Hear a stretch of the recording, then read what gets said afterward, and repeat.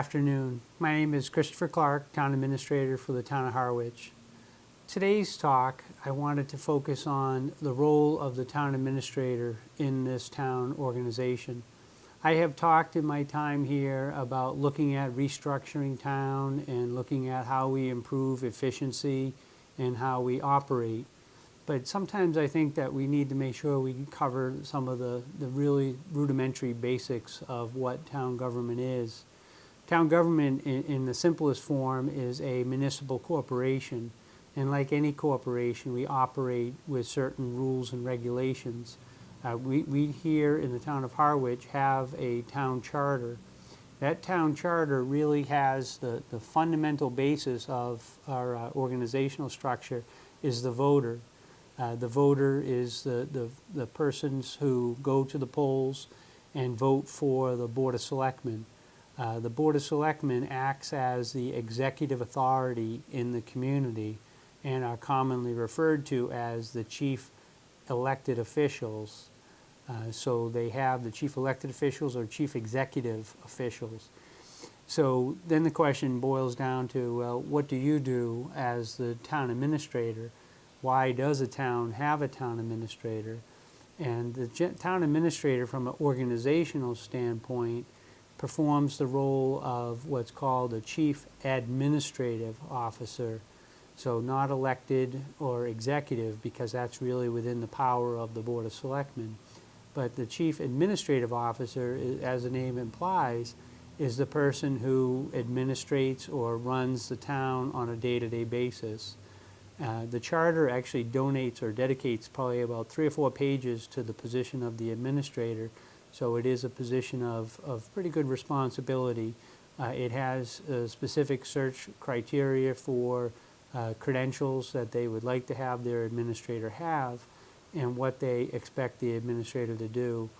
I think they almost go through the entire alphabet with the different various items that they expect.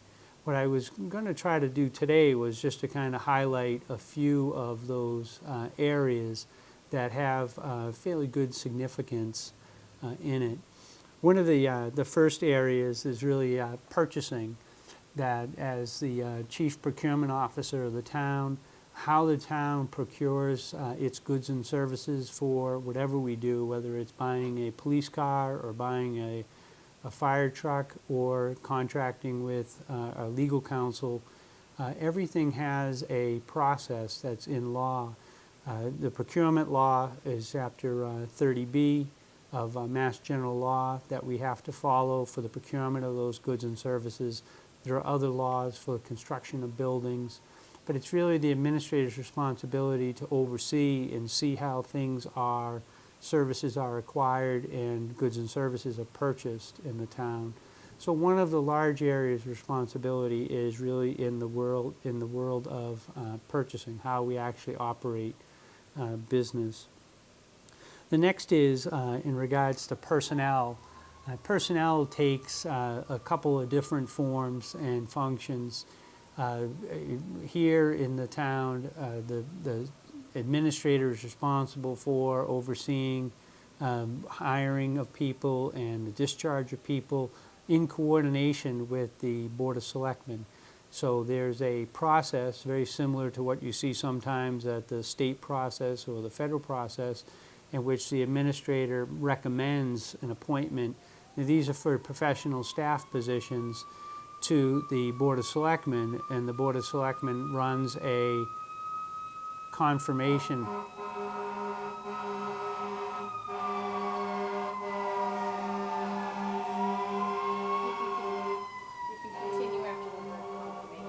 Okay.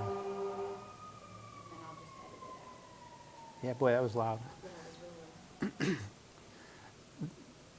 The confirmation process is one in which the administrator presents all full-time employees to the Board of Selectmen, and the Board of Selectmen confirm those appointments in order to keep the organization going. We employ on the town side approximately 175 full and part-time people. We do provide funding for the Monomoy Regional School District, which employs a substantial larger amount than that.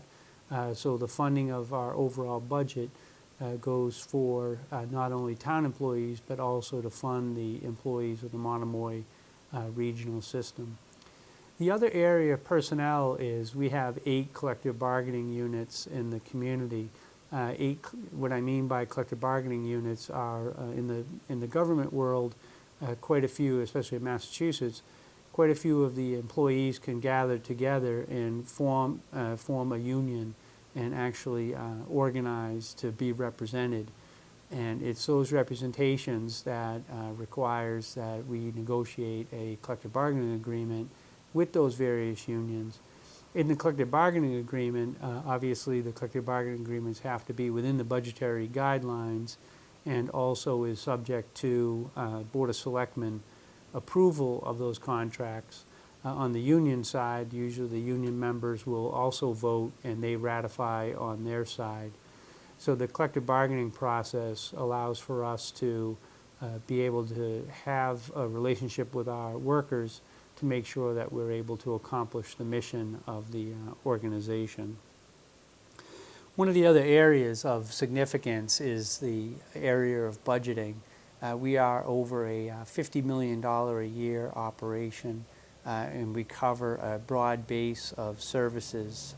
And one of those elements to running the municipal government is budgeting, to make sure that we understand what those different varying levels of government is doing, the different divisions that we have. We have approximately 22 different departments that we govern on a daily basis. And each one of those departments submits a budget that is reviewed that has elements of personnel in there and elements of expenses. And those operating budget items have to be accounted for each year, put together and combined into an overall operating budget. The other part of the budgeting equation is the capital budgeting. The town, by charter, puts together a 7-year plan for what are the needs on a very large-scale basis for operating the town. Capital items can include the rebuild of the harbor, funding for and the plan for building sewers throughout, all the way down to small levels like the replacement of rug or carpet in various town buildings. So it's fairly broad-based, and the way the charter lays out here is that 7-year plan is put forth, and then there's a expectation that there'll be funding obligations to fund that plan. One of the other areas of responsibility is really in property management. The town has numerous miles of road, numerous buildings, and one of the roles of the administrator is to make sure that those buildings are cared for and maintained to the best of our ability within the funding. So it's also to act as kind of the coordinator of facilities. We do have someone in staff that does direct facility management, and he gives information about what the needs of those different buildings are. So property management is another key component to what the administrator does. And then one of the other areas is in the area of the annual town meeting. The town clerk and the Board of Selectmen set the warrant, and the town clerk and the town moderator coordinate the operation of the town meeting itself. Town meeting is obviously the heart of democracy. We're here, we have open town meetings, so any resident of the community that's a registered voter can participate. That usually commences early in May, and it is the most democratic form of government that exists in the United States. And that in order for a town meeting to conduct its business, a warrant needs to be put together in which all the business of the town is put forth in a paper form in the form of a warrant that the Board of Selectmen review and sign off, and then motions are made for the townspeople to take consideration on. So hopefully that gives you a little bit of a glimpse into some of the activities that the administrator is engaged in. And obviously one of the most important parts of my job, and one that I wish I had additional time and resources to get to, is there's a fair amount of emails and other phone messages that come in, and we certainly try very hard to do good customer service and to be able to be responsive to folks. But with a daytime population or a winter population of over 12,000 people and a summer population of over 36,000 people, certainly being able to respond to every inquiry that's made. We certainly do our best, and the law does require that we respond to some requests within a certain timeline. But I just wanted to give folks an understanding, or maybe a glimpse into what it is to be a town administrator. I have been doing this for 25 years, enjoy very much what I do, and it really is a very rewarding, and it's been a great career. And hopefully this gives you a little bit of insight into how your government works, and specifically what the role of the administrator is within that governmental structure. Thank you for your time and attention, and I appreciate the opportunity to speak before you.